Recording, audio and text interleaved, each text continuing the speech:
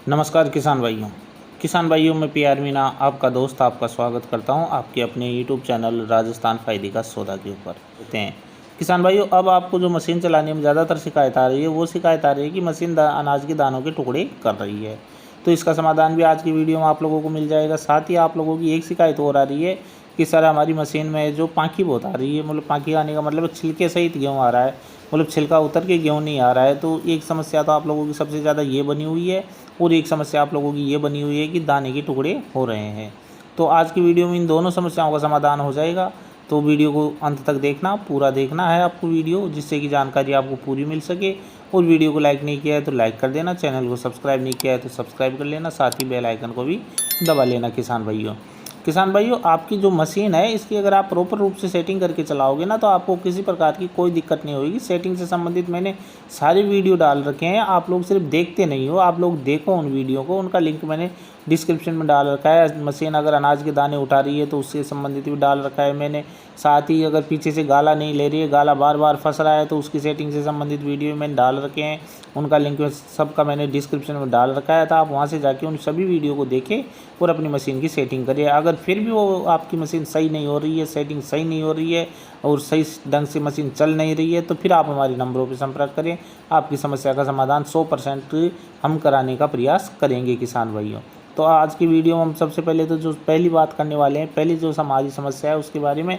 तो गेहूं के दाने के जो मशीन टुकड़े कर रही है, इन टुकड़े क्यों कर रही है इसके बारे में आज की वीडियो में हम पहले बात कर लेते हैं। दूसरे नंबर पे जब हम बात करेंगे तो वो करेंगे कि मशीन की जो पाँखें आ रही है वो पाँखी क्यों आ रही है। तो पहले नंबर की समस्या है जो गेहूँ के दाने के टुकड़े हो रहे हैं उसके बारे में आप बात कर लेते हैं।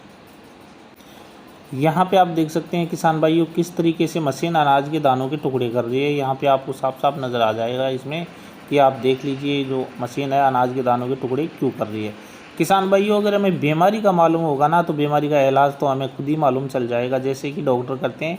अगर उनको बीमारी का मालूम चल जाता है कि इसकी ये प्रॉब्लम है और इसकी वजह से हो रही है तो उसका इलाज तो वो स्वयं ही कर लेते हैं फिर ऑटोमेटिक।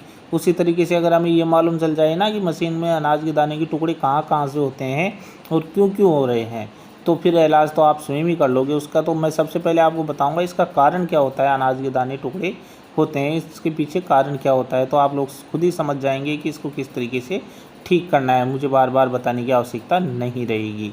आप यहाँ पे देख भी सकते हैं किसान भाइयों जो मशीन चल रही है, ये किसान भाई खेत में मशीन चला रहे हैं और वहाँ से उन्होंने हमें ये वीडियो बना के भेजा है कि सर हमारी मशीन में जो अनाज के दानों के बहुत सारे टुकड़े हो रहे हैं और वो रुक ही नहीं रहे हैं।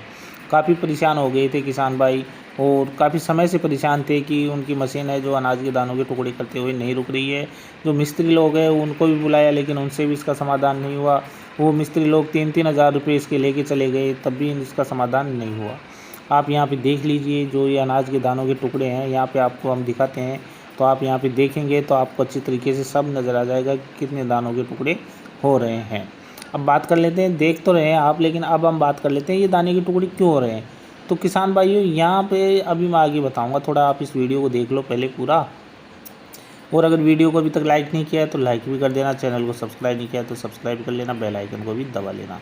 किसान भाइयों, मैं किसी कारखाने का नाम नहीं लूँगा और ना किसी की बदनामी करना मुझे पसंद है, ना मैं किसी की चुगली कर रहा हूँ कि इस कारखाने की मशीन अच्छी होती है या इसकी अच्छी होती है। अपने को उससे कोई मतलब नहीं है, अपने को सिर्फ किसान भाइयों की हेल्प करने से मतलब है जो हम करेंगे। अगर किसान भाइयों आपकी मशीन में भी इस प्रकार की कोई दिक्कत हो तो आप हमारे नंबरों पर हमसे संपर्क कर सकते हैं। आपकी मशीन को 100% सही करवाने का हमारा प्रयास रहेगा, जहाँ तक है सही हो जाएगी। किसान भाइयों, हम बात कर रहे थे कि मशीन अनाज के दानों के टुकड़े क्यों कर रही है। तो किसान भाइयों सबसे पहले तो आप जानते हो मशीन में हमारे इस तरीके से 2 रोलर लगे हुए होते हैं, वो ऊपर नीचे होते हैं। आपको इस का मालूम है कि एक नीचे की तरफ होता है और एक ऊपर की तरफ होता है, इस बात का आपको अच्छी तरीके से मालूम है किसान भाइयों। तो किसान भाइयों होता क्या है कि जब ये रोलर ऊपर नीचे होते हैं और इनकी दाब ऊपर से अगर अधिक होती है ना, तो जब ये गाला लेके अंदर की तरफ जाते हैं, अभी उसमें ही बताऊँगा आपको मैं, तो इनके जो ये क्रॉस है ना आपस में फंस जाते हैं और फंसने की वजह से जब फसल इसके अंदर से, गेहूँ की बालियाँ इसके अंदर से होके निकलती हैं ना इस तरीके से, तो वो अनाज के दानों के टुकड़े करने लग जाती है। अब आप लोग सोचोगे कि सर हमें कैसे मालूम चलेगा कि रोलर अनाज के दानों के टुकड़े कर रहा है या फिर जो हमारी गंडासे हैं वो अनाज के दानों के टुकड़े कर रहे हैं। तो उसके लिए भी बता रहा हूँ अभी आपको मैं, आप इस वीडियो में देख लेना।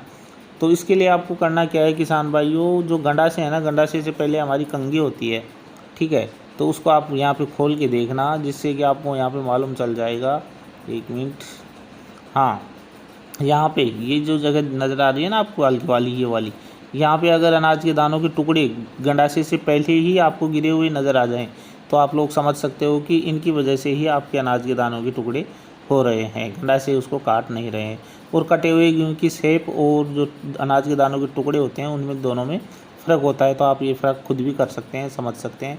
इस तरीके से हमारे रोलर होते हैं और इन रोलरों के अंदर फसल फंसने की वजह से ही अनाज के दानों के टुकड़े हो जाते हैं। यहाँ पे आपको टुकड़े मिल जाएंगे, गंडासे से पहले ही आपको टुकड़े मिल जाएंगे। तो समझ लेना कि रोलरों की वजह से हमारी मशीन अनाज के दानों के टुकड़े कर रही है। यहाँ पे आप देख सकते हैं इस तरीके से मशीन के अंदर रोलर होते हैं। चलो, ये तो हुआ एक कारण, जिसका समाधान आपको किस तरीके से करना है वो अभी मैं बता देता हूँ। तो किसान भाइयों, यहाँ पे हम बात कर रहे थे कि किस तरीके से आप रोलरों की दाब कम करोगे। तो आपको यहाँ पे ये नज़र आ रहा है ना किसान भाइयों, ये इसकी दाब आप कमती बत्ती कर सकते हो। अब इसका काम क्या होता है किसान भाइयों, इसका काम ये होता है कि अगर आपकी मशीन पीछे से गाला नहीं ले रही है, गाला बार बार फंस रहा है, या इसकी दाब कम है, तो इसकी दाब कम होने की वजह से ये हो जाता है। लेकिन हमारी जब नई नई मशीन होती है, उसके अंदर जो रोलर होते हैं वो काफ़ी नए होते हैं, उनकी दांतें बहुत ही पैने होते हैं, तो इसकी वजह से दानों के टुकड़े हो जाते हैं। तो आप इसकी दाब कम कर लेना, ये है ना, इस बोल्ट को आप घुमा लेना। इसको घुमाने के बाद में इसकी दाब कम हो जाएगी, इसको ऊपर की तरफ कर लेना। जैसे ही आप इसको ऊपर की तरफ करोगे, इसकी दाब कम हो जाएगी, और दाब कम होने की वजह से आपकी मशीन अनाज के दानों के टुकड़े करने से रोक देगी, अनाज के दानों के टुकड़े ये नहीं करेगी।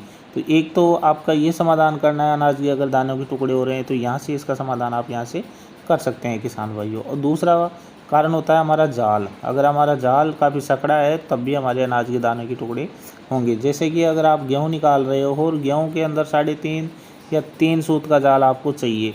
अब मान लीजिए आपने 2 सूत का जाल ही डाल रखा है या 2.5 सूत का जाल डाल रखा है, तो उसमें अनाज के दाने के टुकड़े 100% होंगे किसान भाइयों। तो एक तो आपको अपने जाल के बारे में भी जानकारी रखनी है कि जैसे कि 3.5 सूत का जाल है ये, तो अगर इस जाल से आप निकालोगे तब आपके अनाज के दाने के टुकड़े नहीं होंगे। और मान लीजिए आप गेहूँ निकाल रहे हैं 2.5 सूत के या 2 सूत के जाल से, तो वो तो 100% अनाज के दाने के टुकड़े करेगा। तो इसका समाधान आपको इस तरीके से करना है कि अपनी मशीन का जो जाल है उसको आप चेंज कर सकते हैं।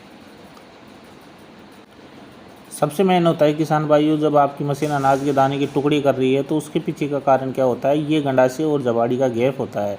तो इसका आपको विशेष रूप से ध्यान रखना है कि जबाड़ी और गंडासे के बीच का जो गैप है वो लगभग एक गेहूं का दाना मा जाए, एक जौ का दाना मा जाए, इतना गैप होना चाहिए इसके बीच में। अगर इससे ज़्यादा नज़दीक आपने ये कर रखा है तब फिर दिक्कत हो जाएगी आपको, क्योंकि दाने के टुकड़े होने लग जाएंगे।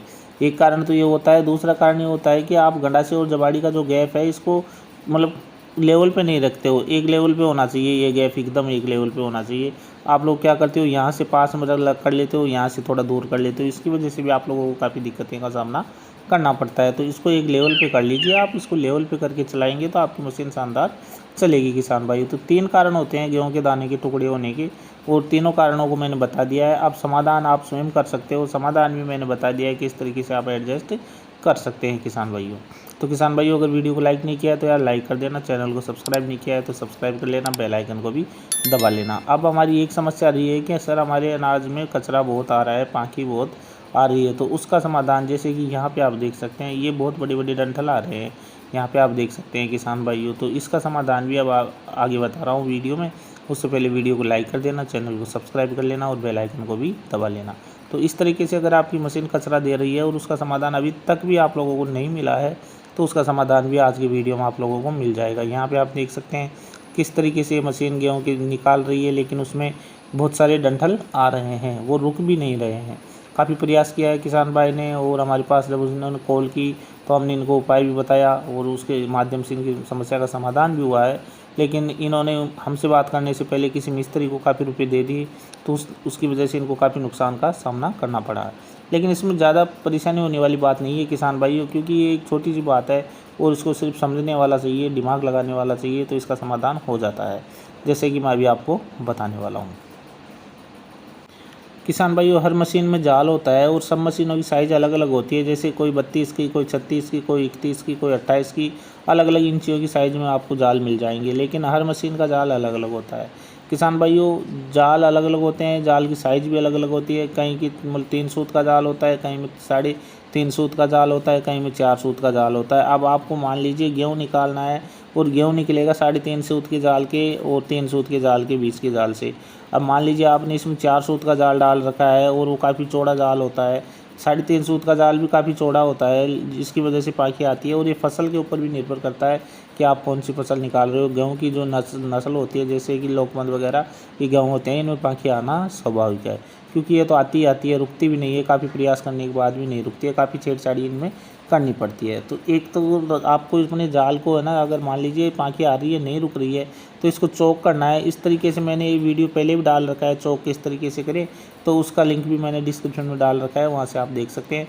इसको चौक आप इस तरीके से कर सकते हैं किसान भाइयों, इस तरीके से इसमें मतलब पत्तियाँ लगा सकते हैं, जो आपकी चादर है उसकी या जाली है ना, नीचे वाली जो जाली लगाते हैं हम झूले में, उस जाली का थोड़ा टुकड़ा काट के 1-1 इंची का, और आप इनमें चौक कर सकते हैं, तो आपकी पाखी नहीं आएगी। एक कारण तो ये होता है किसान भाइयों, मान लीजिए आपने पहले ही 3 सूत का जाल लगा रखा है और फिर भी पाखी आ रही है और फिर भी उसका समाधान नहीं हो रहा है, तो अगर 3 सूत का जाल है तो आप उसको चौक मत करना, क्योंकि फिर ज़्यादा आपका ट्रैक्टर लोड लेके चलेगा।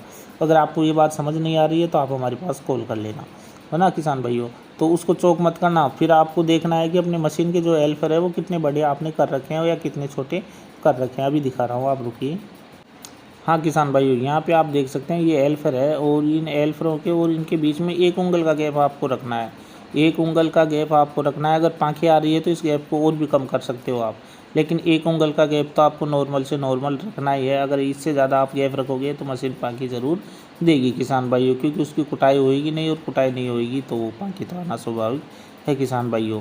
यहाँ पे आप देख सकते हैं ये जाल है, और इस जाल का अगर आपको छेद है, अगर ये टूटा हुआ है, कहीं पे एक सरिया भी टूटा हुआ है, तब भी पाखी बहुत ज़्यादा आएगी। यहाँ पे आप देख सकते हैं जो मैंने आपको बताया था गेहूँ फंसने के कारण मतलब टुकड़े हो जाते हैं, वो आप इस तरीके से देख सकते हैं। तो किसान भाई वीडियो काफ़ी बड़ा हो चुका है, अब वीडियो को और ज़्यादा बड़ा नहीं करेंगे, इतना ही रखेंगे। लेकिन वीडियो ख़त्म करने से पहले आप लोगों से कहना चाहूँगा, अगर वीडियो को लाइक नहीं किया है तो यार लाइक कर देना, चैनल को सब्सक्राइब नहीं किया है तो सब्सक्राइब कर देना, बेल आइकन को दबा लेना, और वीडियो को अधिक से अधिक शेयर भी कर देना। तो मिलते हैं अगले वीडियो में एक और ऐसी जानकारी के साथ, तब तक आप हमें दीजिए आज्ञा। जय हिंद।